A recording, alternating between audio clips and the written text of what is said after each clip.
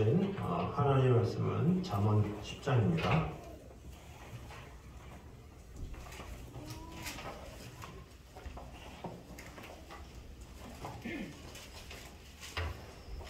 잠언 10장 6절에서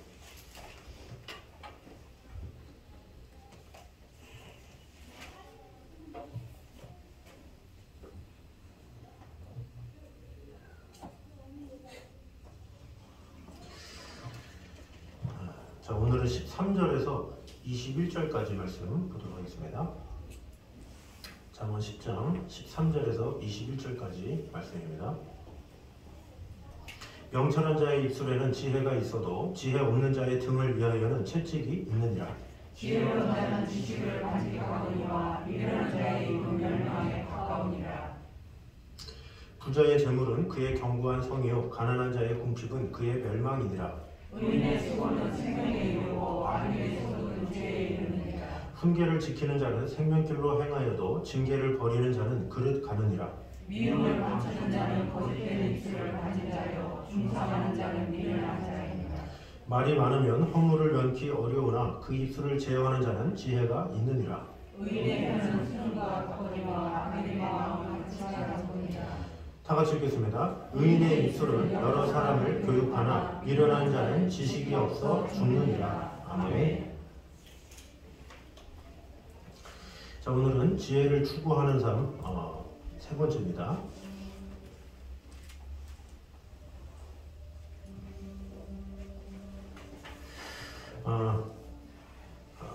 우리 여러분께서 또 이렇게 열심히 또 전도할 때 해주셔서 이렇게 저렇게 또 이렇게 연락이 오고 감사한 것 같아요. 우리 저기 사거리 뉴코어 사거리에 막 했잖아요. 저도 이게 하면서 이게 맞나 싶은 경우가 좀 많았는데 그래도 이렇게 23살 청년이 또 와가지고 바이올린 배우겠다고 왔다는 것도 참 은혜인 것 같고 당근을 통해서 누가 올려나 했는데 또 한 아주머니가 전화가 와가지고 딸을 악기를 시켜봐야 되는데 본인부터 해보겠다고 그러면서 연락 온 것도 참 신기하고 이게 참 하나님의 은혜인 것 같고 그래서 계속 이렇게 반복해서 좀 시간이 좀 걸린다 할지라도 차근차근 이 관계를 맺으면서 이렇게 해야 되는 상황인 것 같습니다. 그래서 계속해서 우리가 이렇게 어떻게든지 악기를 통해서 이렇게 접촉점을 마련해야 되는 그런 상황이 있습니다.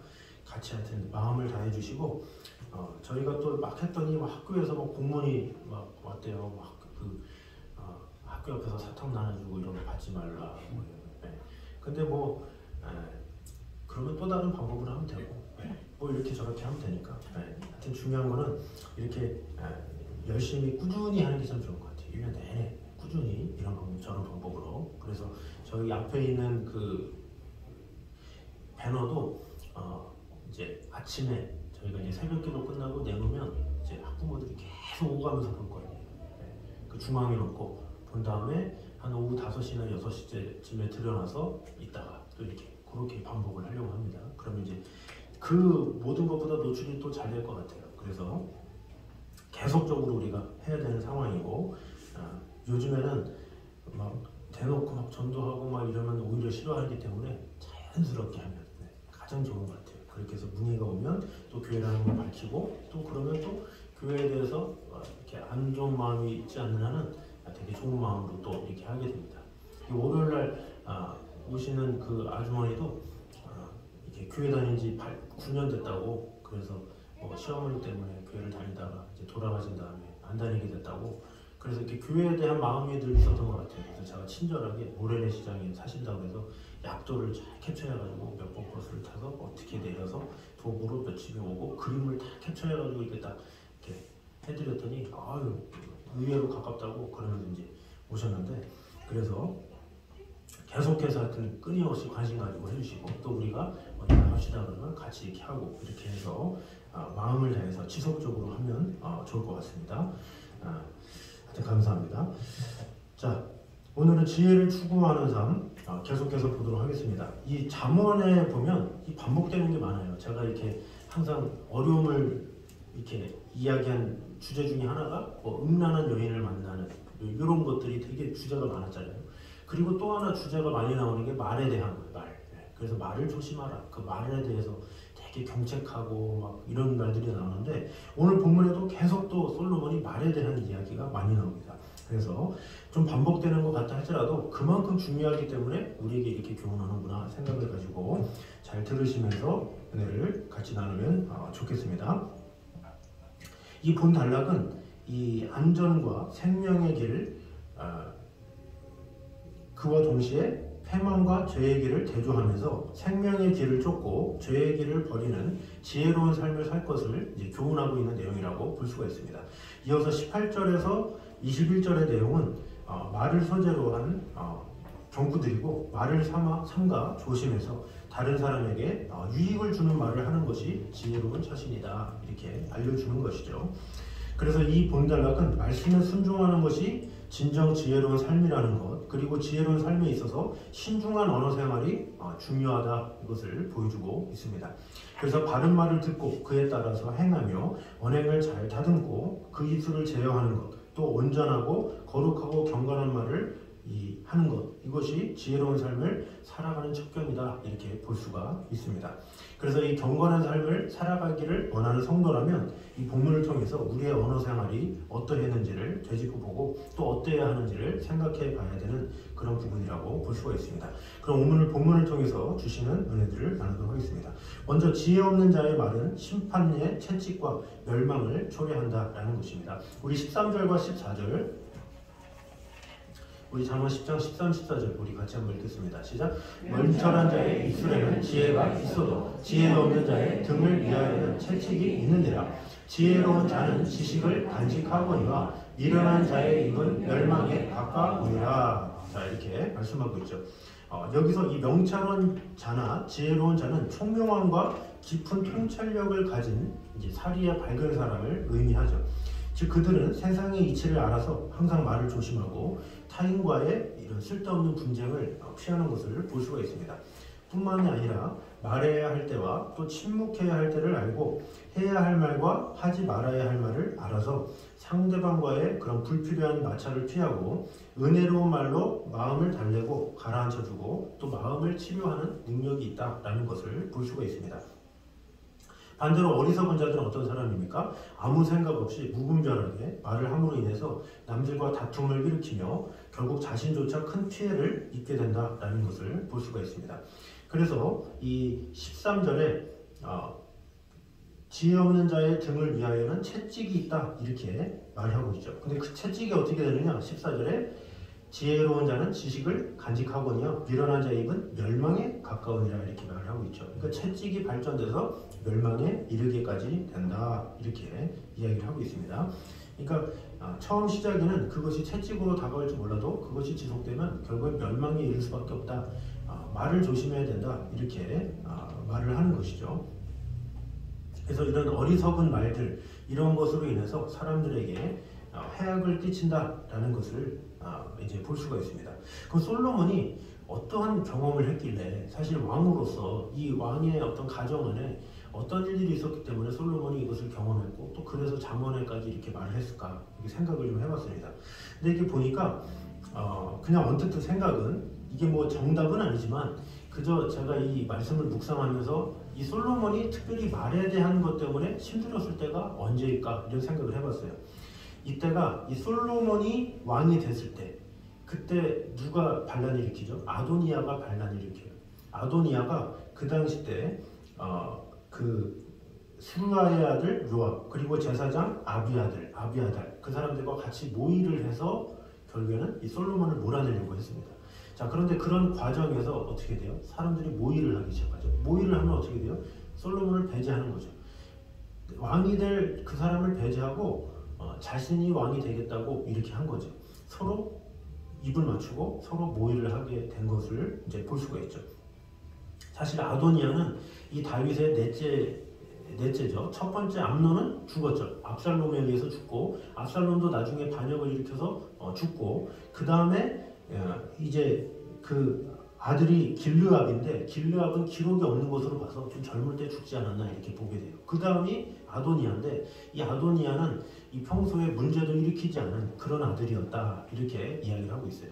근데 평소에 문제도 일으키지 않고 조용한 아들이었다 이제 거기 안에 좀 배후에 뭔가 그게 있지 않았나. 아버지 앞에서는 되게 순종하는 척, 말 잘 듣는 척 하면서 그 뒤에서는 딴 마음을 가지고 있던 그런 사람이 아닌가 이런 생각이 들었어요. 결국에는 자신이 사실은 족보상으로는 왕위에 오를 상황이 되잖아요. 그러나 하나님께서는 누구를 통해서 다윗의 아들 솔로몬을 통해서 하신다고 말씀하셨기 때문에 그 하나님의 말씀에 순종해서 받들어야 맞는 거죠.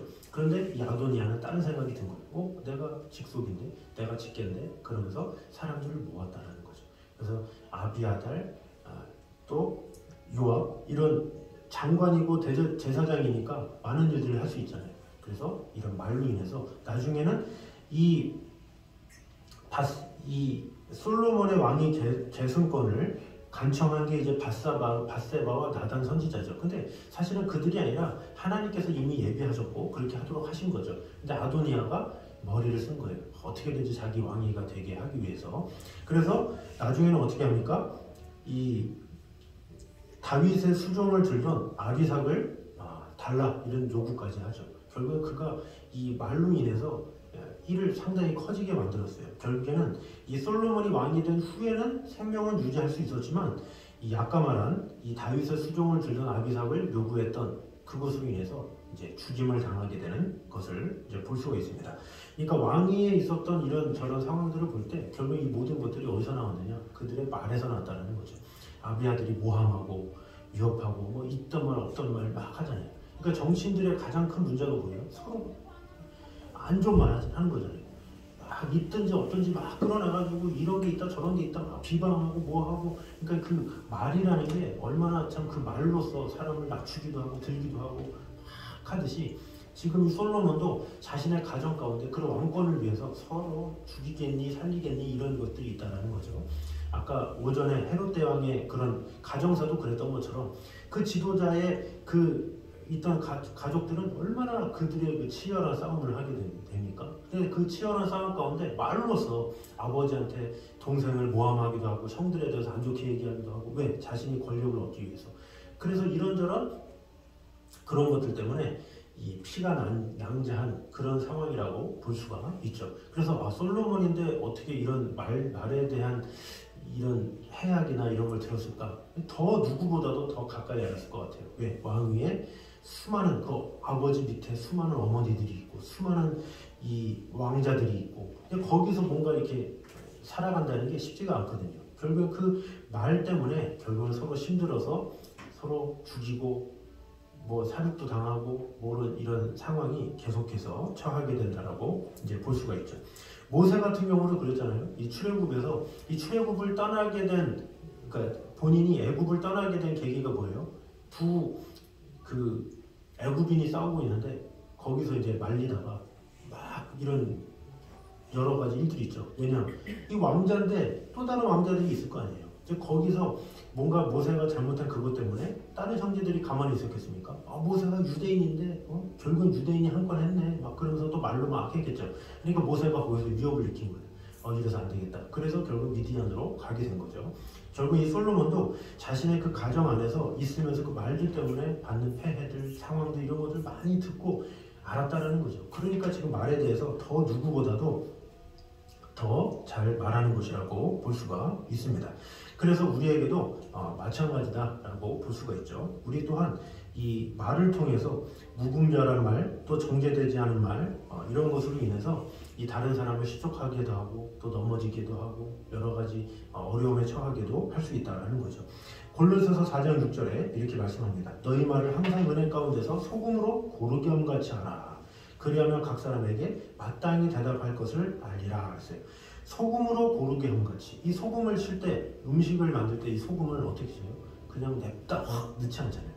적절하게 많이 아니면 조금 아니면 미원 좀 섞어서 아니면 뭐 여러 가지 다른 조미료를 쓰든지 뭐 깨를 좀 쓰든지 아예 안 넣기도 하고 이렇게 하잖아요. 근데 말도 그렇다는 거예요. 적절하게 내가 해야 될 때 안 해야 될 때 이렇게 분간해서 해야 된다라는 것을 분명히 말해주고 있다는 거죠. 그래서 야고보서 1장 26절에도 이렇게 말합니다. 누구든지 스스로 경건하게 생각하며 자기 혀를 제갈먹이지 아니하고 자기 마음을 속이면 이 사람의 경건은 헛것이다 이렇게 이야기를 하고 있죠. 그러니까 경건하다 하는 사람일수록 더욱더 혀를 조심해야 된다라는 것을 알려주고 있죠. 그래서 이 혀로 말미암아 다른 사람을 실족하게 될 수 있고 넘어지게 할 수 있다는 것을 꼭 기억함으로 말미암아 지혜 없는 자의 말은 채찍과 멸망을 초래한다는 것을 꼭 기억해서 우리가 지혜로운 자의 말로서 쓰임받는 저런 되시기를 주님 이름으로 축원합니다. 두 번째는 어린아이에게서조차 배울 수 있는 겸손을 가져야 한다는 것입니다. 우리 17절 말씀 10장 17절 말씀 같이 읽겠습니다. 시작.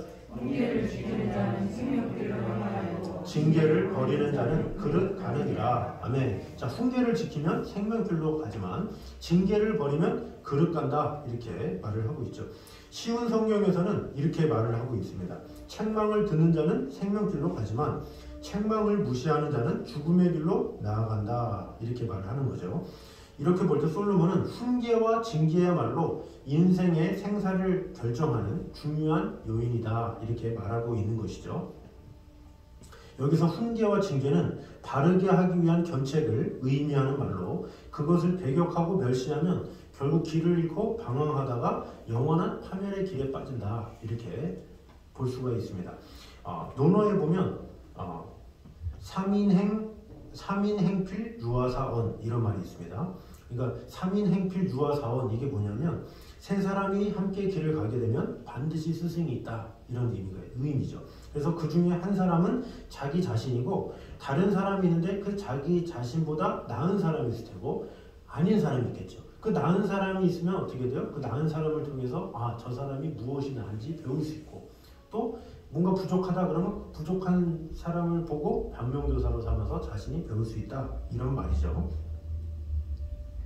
자, 그래서 세상에서는 이 배우려 해도 배우지 못할 사람이 없고 심지어 어린아이에게서조차 좋은 교훈을 얻을 수 있다, 이런 말이죠. 그래서 오늘 많은 사람들은 쉽게 충고를 받아들이지 않는 경우가 많이 있습니다. 이게 누가 무슨 말을 하면 설교하냐 뭐하냐 걱정 어리게 또 하는 말조차도 그것에 대해서 민감하게 받는 경우가 많이 있죠. 그런데 이 훈계와 징계를 듣고 그곳에 순종하는 자만이 생명길로 간다, 이렇게 말을 하고 있는 것이죠. 그래서 말씀의 훈계와 징계는 우리가 반드시 듣고 순종해야 될 중요한 교훈이라고 볼 수가 있습니다. 그래서 이 먼 길을 떠나는 이 나그네에게 꼭 필요한 것이 뭐겠습니까?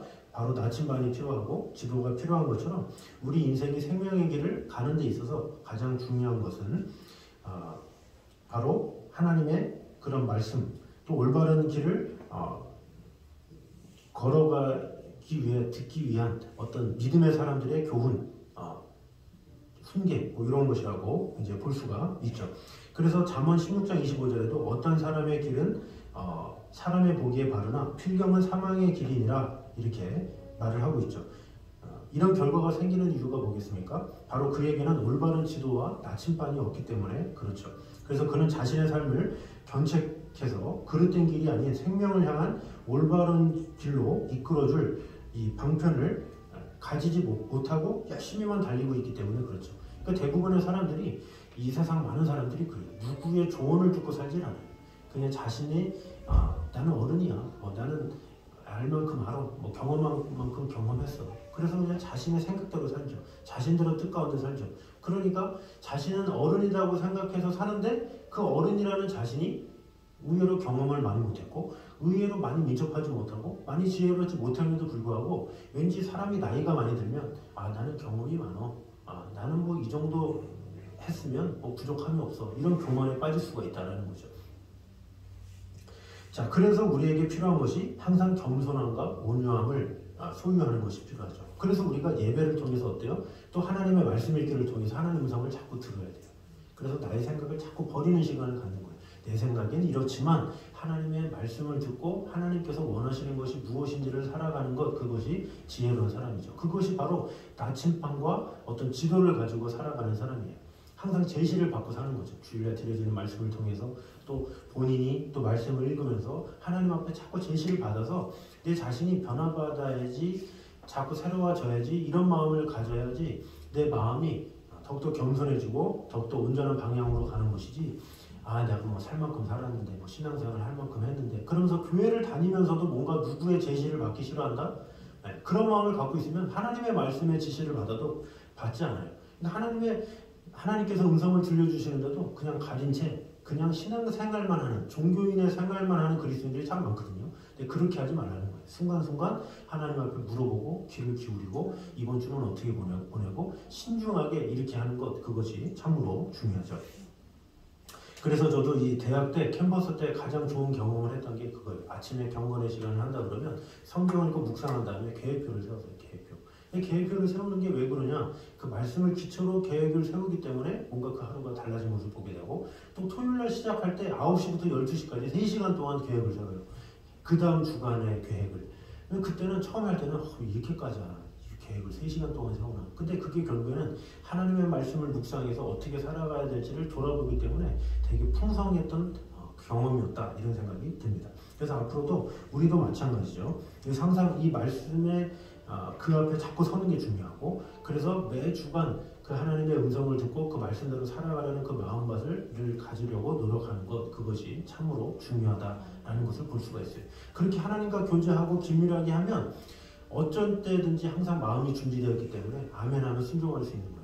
다윗이 간음했을 때 나단 선지자가 와서 책망했죠. 근데 그것을 아멘하고 순종한 이유가 뭐예요? 그가 평소에 하나님과 긴밀하게 동행했던 사람이기 때문에 그게 가능했던 거예요. 하나님과 동행하지 않은 사람이면, 그런 왕이었으면 무슨 선지자가 당장 목을 쳐라 막 그러면서 했겠죠. 그러나 평소에 다윗이 하나님과 긴밀하게 교제했기 때문에 나단 선지자의 말을 듣고 통곡하면서 회개할 수 있었다는 거죠. 그래서 우리가 평소에 얼마나 하나님의 말씀과 가까이 하느냐, 이것은 중요하다라는 것을 꼭 깨달음으로 말미암아 누구에게서조차 배울 수 있는 겸손한 마음 가지고 늘 승리하며 나아가는 저희들 되시기를 주님의 이름으로 축원합니다. 자, 세 번째는 성도의 사랑은 얼굴과 표정이 아닌 마음에서 비롯된 것이어야 함을 보여주고 있습니다. 우리 18절 말씀, 10장 18절 말씀 같이 한번 읽겠습니다. 시작. 미움을 감추는 자는 거짓된 입술을 가진 자요, 중상하는 자는 미련한 자이니라. 아멘. 자, 여기 보니까 미움을 감추는 자, 이것은 상대를 향한 미움과 증오를 마음속에 감추고 외면적으로는 부드럽고 아름답게 보이고 호의적으로 보이는 가식적인 자, 그런 사람들을 말하는 거죠. 속에서는 상대를 해치기 위한 비수가 가득하면서 겉으로는 온화한 미소와 부드러운 말로 다가서는 비열한 자객, 이런 사람들을 이제 말하는 것이죠. 이제 그런 사람들을 또 회칠한 무덤이다, 이렇게 말을 하고 있죠. 회칠한 무덤이 뭡니까? 이 무덤 안은 썩어 있지만 그 겉은 번질해 보이는 그런 상황을 말하는 것이죠. 근데 사람 중에서도 그런 사람들이 있다라는 것을 말하는 거예요. 한편으로는 위선적인 행동 양식을 금해라. 이 바리새인들이 그렇죠. 겉으로 보기에는 되게 경건해 보이고 하나님을 정말로 사랑하는 것 같고, 그러는데 그 속에는 자기를 드러내려는, 자기 욕심대로 살려는, 자기 의의를 나타내려는 그런 것으로 가득 찬. 그래서 예수님은 그들에 대해서 책망한 것을 이제 볼 수가 있죠. 그래서 이 위선과 가식, 이런 것이 우리 안에도 있을 수 있다라는 거죠. 겉으로는 되게 사랑하는 것처럼, 되게 사랑이 많은 것처럼, 근데 속으로 보면 전혀 그렇지 않은 그런 모습을 볼 수가 있죠. 이 서로 사랑하라, 원수를 사랑하라, 우리가 쉽게 알고 하지만 실제 그런 것이 접해지면 그러지 못할 때가 많잖아요.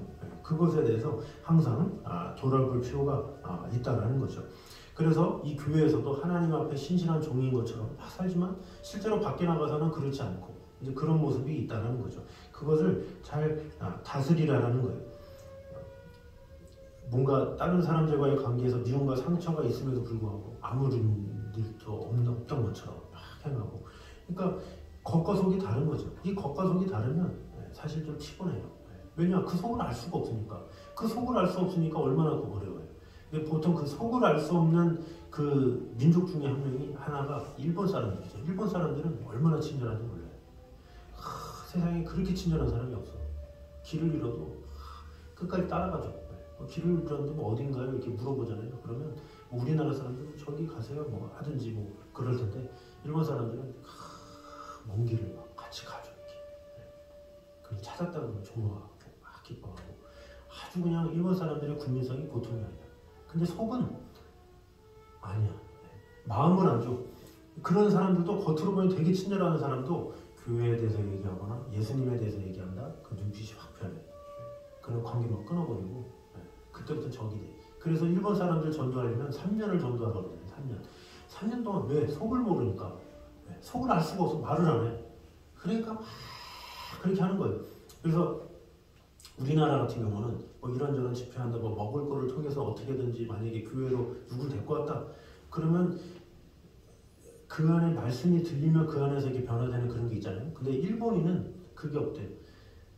아예 몸이 교회 안에 있어도 아예 마음에는 전혀 그런 게 없기 때문에 복음을 얘기하고 막 그래도 통하지 않는다. 3년을 해도 긴 시간을 해도. 그래서 뭘 해야 되냐? 가까워져야 돼요. 먼저 관계. 그 관계만 계속하는. 예수님 얘기는 절대 안 하고 관계만 계속해서 3년, 4년 막 깊어지면 그제서야 마음을 활짝 당겼대요. 그때가 되면 복음을 딱 얘기하면 그러면서 해서 그들이 헌신하면 진짜 죽도록 헌신한다 그러죠. 그러니까 뭐 그건 뭐 국민성의 문제니까 그걸 가지고 뭐 일본이 나쁘다 뭐 이런 것보다는 하여튼 그런 모습들이 있다라는 거예요. 근데 그런 것처럼 우리가 신앙생활할 때도 그와 같은 모습이 있지 않느냐 이렇게 돌볼 필요가 있다는 거죠. 겉으로는 되게 막 그런데 속으로는 그러지 않아요. 이 겉과 속이 다른 모습 이런 것이 있으면 안 된다라는 것을 알려주고 있는 것이죠. 그래서 말과 혀로만 하지 말고 행함과 진실함으로 하라 이렇게 말을 하잖아요. 그러니까 말로만 그리스 있는 것처럼 막 이런 것처럼 해놓고서 속으로는 완전히 막 능부러미가 가득하고 막 이렇게 하지 말라는 거예요. 내 안에 그런 자신이 없으면 굳이 그렇게 하지도 말라는 거예요. 내 안에 우러나오도록. 그러려면 내 마음이 준비가 돼야 되겠죠. 내 마음이 충만함으로 있어야 되겠죠. 그래야 좋은 말을 하게 되고 그것이 내 안에서 우러나와서 이렇게 할 수 있는 거지. 겉으로는 막 쓸개 다 줄 것처럼 이런 건데 속으로는 막 배 아파하고 이렇게 하지 말라는 거예요. 동일하게. 그러려면 내 안에 사랑이 가득해야죠. 그래야 사랑의 말을 하게 되고 그것이 내 안에도 드러나게 되는 거지. 내 안에 그것이 준비되지 않으면 이런 위선자처럼 겉으로는 그냥 좋게만 얘기하고 속으로는 준비되지 않아요. 이 상대는 다 안다라는 거죠. 그래서 우리가 그것을 분명히 알아서 이 사랑은 얼굴과 표정에서 끝나는 것이 아니라 마음에서 비롯된다는 것을 우리가 분명히 알아야 된다는 거죠. 그래서 마음 깊숙이 사람을 사랑하고 마음 깊숙이 도와주고 마음 깊숙이 이렇게 하게 되면 사람의 마음은 알아요. 이렇게 하다 보면 자꾸 저 사람 참 진실하네, 저 사람 진짜네 이런 게 느껴지죠. 가식적인 사람은 처음에는 저 사람 참 친절하네 할 수 있지만 시간이 지나고 보면 저 사람 속임감정이네 이렇게 보일 수밖에 없다는 거죠. 그래서 우리는 신앙생활 할 때 행함과 진실함으로 하되 그것을 잘 준비해서 진실함으로 사랑하고 진실함으로 용서할 수 있는 그런 넓은 마음을 달라고 하나님 앞에 간구해야 된다는 거죠. 사실 어느 누구가 이 마른 빛 좋은 게살구고 속까지 이렇게 꽉 찰 수 있습니까? 쉽지가 않죠. 그래서 우리가 늘 내 마음속도 동일한 마음이 되게 해달라고 간구를 해야 되는 거예요. 주님 성령의 마음을 주시고 사랑의 마음을 주시고 위로의 마음을 주시고 용서의 마음을 주시고 이런 것을 하나님 앞에 간구해야 하나님께서 그런 마음을 주셔서 상대방을 품을 수 있고 위로할 수 있고 사랑할 수가 있는 것이죠. 그래서 우리는 항상 주님께서 주시는 그 마음 가지고 다른 이들을 겉으로만이 아니라 우리 속마음까지도 다 내어주며 사랑하는 저희들 되시기를 주님의 이름으로 축원합니다. 마지막 네 번째로 성도의 입술은 타인에게 생명과 희생, 용기를 주는 자가 되어야 된다라는 것을 보여주고 있습니다. 마지막 20절, 21절 우리 한번 읽겠습니다. 시작. 의인의 혀는 수능과 같거니와 악인의 마음은 가치가 적으니라. 의인의 입술은 여러 사람을 교육하나 미련한 자는 지식이 없어 죽느니라. 아멘. 그러니까 의인의 혀는 수능과 같다 이렇게 말하고 있죠. 또 21절에 의인의 입술은 여러 사람을 교육한다 이렇게 말을 하고 있죠. 여기서 말하는 그 수는 이게 뭡니까? 재련된 은, 순수하게 재련된 은을 말하는 것이죠. 그만큼 의인의 입술은 도덕적이고 종교적으로 순수해서 많은 사람을 유익하게 한다라고 말을 하고 있는 것입니다. 반면에 악인은 그의 마음은 가치가 아주 적다 이렇게 말을 하고 있죠. 그래서 신학자인 델리치는 이것을 가지고 쓰레기다, 오물이다 말할 정도로 이렇게 표현을 하고 있어요. 그러니까 말을 잘못하는 사람은 쓰레기와 같다. 너무 좀 극비화시켰는데 그 정도로 뭐예요? 이 사람의 말은 어떤 쓰레기와 같은 취급을 받는 경우도 될 수도 있고 또 반대로 아주 재련된 은같이 존귀하게 높임을 받을 수 있는 취급을 받을 수 있다는 거죠. 그러니까 사람이 어떤 말을 하냐에 따라서 사람을 죽이기도 하고 사람을 살리기도 한다라는 거죠. 그래서 말 한마디로 천냥빚을 갚는다 이런 말이 있잖아요. 사람에게 어떤 말을 하느냐. 그래서 상대방이 막 기분 좋아가지고 막 몸둘 바를 모르게 하는 그런 사람이 있고, 어떤 사람은 그 말 한마디 잘못해가지고 상대방 마음을 확 해가지고 상대방한테 막 우라같이 밀리하고 원수 대기하고 이런 경우가 있다는 거죠. 그래서 그 말에 대해서 할 때 어떻게 해야 되느냐, 지혜롭게 아주 아름답게 사람을 세우는 자가 되어야 된다라는 거죠. 우리가 뭐 어렸을 때 많이 들었던 이야기가 있잖아요. 뭐 토마스 에디슨 같은 경우 뭐 문제하다, 뭐 일만 저지르고 막 말썽꾸러기다, 뭐 이런 거 많이 들었잖아요. 그런데 그의 어머니가 항상 이렇게 얘기했다고 그러잖아요. 너는 호기심이 많은 아이다. 너는 호기심 때문에 훌륭한 발명가가 될 수 있다. 이렇게 얘기했다잖아요. 그러니까 담임 선생님은 부모님 불러다가 이건 전화가 어디 있냐고 막 당장 뭐 필요 없다고 막 그랬는데, 그 어머니는 다 그런 에디슨을 가지고 너는 훌륭한 아이다.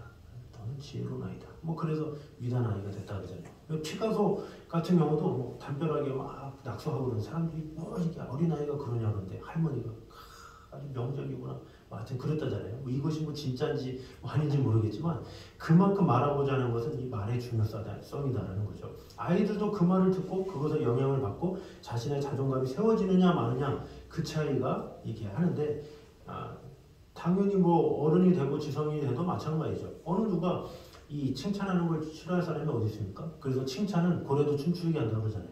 이 칭찬을 통해서 사람들을 세울 수가 있는 거예요. 자꾸. 사람들은 대개 보면 이 듣는 거를 별로 안 좋아하잖아요. 말하기만 좋아해요. 근데 그 말도 자기 말만 많이 하는 걸 좋아해요. 근데 자기 말보다는 어때요? 그러니까 듣기를 잘하거나 아니면 자기가 말하려면 무엇으로 말하는 게 가장 좋으냐? 상대에 대한 말을 하는 걸 좋아해요. 상대에 대해서 말하는 게 좋은 거예요. 그러니까 만약에 나의 상황, 나의 일들 이렇게 말하면 사실 상대는 뭐 조금은 이렇게 듣겠지만 그것을 계속 귀 기울여서 듣기 쉽지 않죠. 그런데 상대에 대해서 계속 얘기하는데 그것을 듣는 건 좋아요. 왜? 자기 얘기를 하는데. 그러면서 이왕이면 칭찬의 말, 좋은 말, 격려의 말 이런 식으로 이렇게 하는. 그래서 두 사람의 이런 만남 가운데 어떤 사람의 대화를 들으면 어떤 사람은 자기 말만 막 쏟아내는 사람이 있죠. 근데 그것이 물론 뭐 친구고 뭐 절친하고 뭐 그러면 뭐 상관은 없는데, 그래서 그렇지 않은 경우다 그러면 가장 아름다운 건 뭐냐, 상대에게 질문을 하고 그 질문에 대한 답을 들으면서 순간순간 칭찬할 거리를 찾아서 칭찬해주고 뭐 이런 게 되게 보면 지혜로운 사람이죠.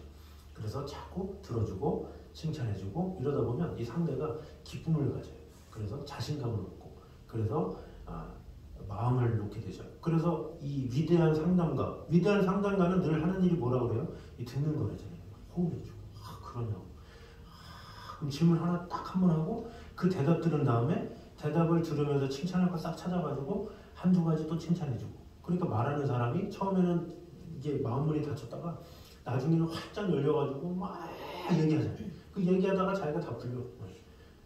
사실 상담을 해준 거 하나도 없어. 그냥 듣기만 하고 칭찬만 해줬는데 그 말한 사람은 말하다가 다 풀려가지고 이 상담가 최고라고 이렇게 말을 하는 거죠. 그러니까 사실 상담이라는 게 뭐가 있습니까? 잘 들어주고 나중에 맞장구 쳐주고 칭찬해주고 이것이 어떻게 보면 말이잖아요. 말로 하는 거잖아요. 이것도. 그래서 자신의 말, 나의 말 이거보다 유메시지라고 그러죠. 당신의 말. 이 당신의 말을 들어주고 이해해주고 이런 것이 우리에게 필요하다라는 것을 말하고 있는 것입니다. 그래서 우리가 어떤 말을 내뱉고 있느냐 이것이 참으로 중요하죠. 사람을 어떻게 하면 세우고 어떻게 하면 독려하고 다른 사람 중심의 말을 하느냐 그것을 하나님께서 기뻐하신다라는 것을 꼭 기억함으로 말미암아 우리의 입술로 말미암아 다른 사람을 세우고 높이고 다른 사람을 하나님의 일꾼으로 온전히 이끌어가기 부족함이 없는 저와 여러분 되시기를 주님의 이름으로 축원합니다. 기도하겠습니다. 자녀주님 감사합니다. 주님께서 우리를 지켜주시고 돌봐주시는 하나님의 은혜를 찬양합니다. 지혜 없는 자의 말은 심판의 채찍과 멸망을 초래할 수밖에 없음을 오늘 보게 되었습니다. 무분별한 말로 말미암아 우리가 실수하지 않게 하시고 오직 은혜 가운데서 소금으로 고르기 함같이 할 수 있는 그런 자들 되게 하여 주시옵소서.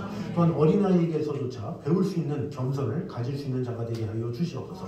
어떤 상황에서도 배울 수 있는 마음이 가득 임하게 됨으로 말미암아 그러면서 하나님과 긴밀하게 동행하며 하나님의 말씀을 통해서 그 말씀으로 세심을 얻고 그 말씀으로 계획을 세우고 그 말씀으로 우리의 앞길 가운데 가장 좋은 길을 인도하시는 하나님의 은혜를 갈망하며 나가는 성도들 될 수 있도록 주님 함께하여 주시옵소서. 또 우리의 사랑은 얼굴과 표정에서 끝나지 말고 마음에서 비롯된 것이 될 수 있도록 주님 함께하여 주시옵소서. 그러나 그 마음이 주님께서 주장하셔야 그 사랑을 온전히 전달할 수 있음을 보게 되었습니다. 주님, 우리에게 주님의 마음을 더하여 주시옵소서. 성령의 충만함으로 세워주셔서 우리에게 성령의 충만한 사랑의 마음으로 다른 이들에게도 그 사랑을 동일하게 전할 수 있는 그런 자들 될 수 있도록 주님 함께하여 주시옵소서. 또 우리 성도들의 입술은 타인에게 생명과 희망, 용기를 주는 지체가 되어야 된다는 것을 오늘 배우게 되었습니다.